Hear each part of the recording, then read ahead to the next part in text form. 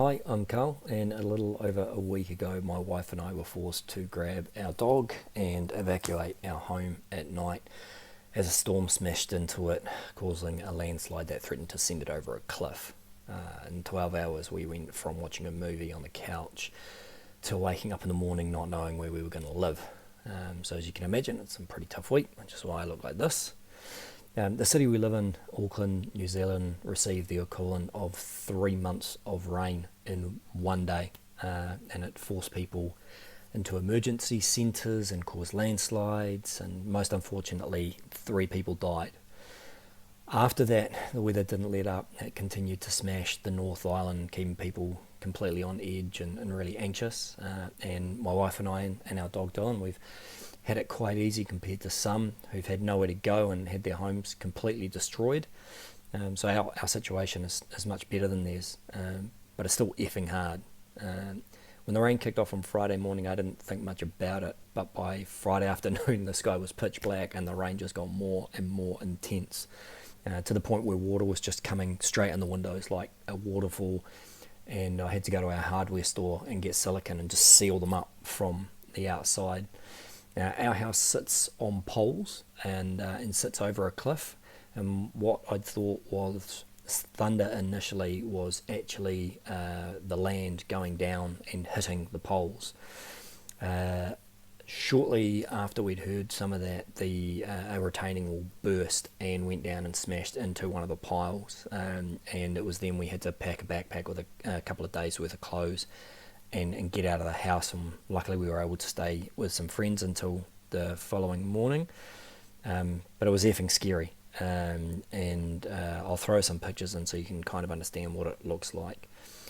So every homeowner kind of has their own story, but if you aren't from New Zealand, you don't know much about Auckland. The house price to wage ratio here is absolute insanity.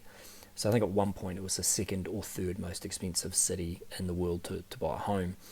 And my wife and I busted our ass to save a deposit for this house. We actually lived in a shitty little apartment next to some druggies and directly across from a massive office building that had halogen lights on 24/7, so you could never sleep. And we missed out on a ton of houses before we got this one. And I know that everyone has their own story, but with this house being my first, it means a lot to me. So every time it's rained since the initial night where we evacuated, I just haven't been able to sleep. Luckily, the house is hung on like a proper fighter. And I guess I'm making this video because it's going to be a bit of a journey for me. EQC, who handle all the insurance claims, have said it will be at least 4 to 6 months before they make any settlement. Now, they don't actually do any of the work. They just tell you what you need to do and then give you the money to do it. So it could then take another 4 to 6 months or longer.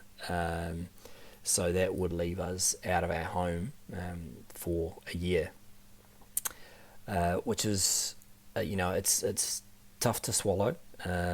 And it also seems, again, like absolute insanity to me. I'm not sure how logically and comfortably a government agency can leave a house like ours that sits above 3 other homes. So there's 3 other families that are at risk every single day that this house isn't fixed. I don't understand how they can take 4 to 6 months or longer to resolve this scenario without making that property safe, because every time it rains from now on, that house is just going to be more and more at risk. So, but it is what it is. Everyone we've been dealing with so far has actually been brilliant, from our home insurer to EQC to our council.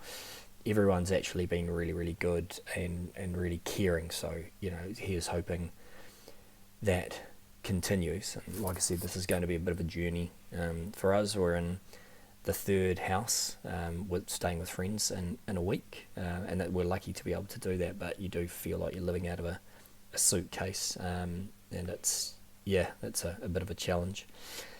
There's a small chance we get lucky and we get that settlement a little bit earlier, but there is also the chance that the settlement might not even cover the cost of the repairs to the land. So all we can do is sort of cross our fingers.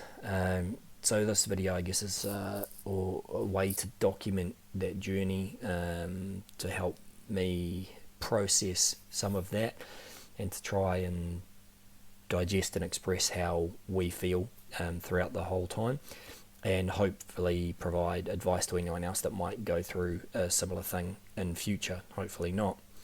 The last thing to note before I go is the massive outpouring of love we've had from family, friends, colleagues, like our whole extended network. As I said, we're at our third house in 7 days, so friends have been putting us up, and they've all been absolutely amazing. They've been so remarkably kind and generous.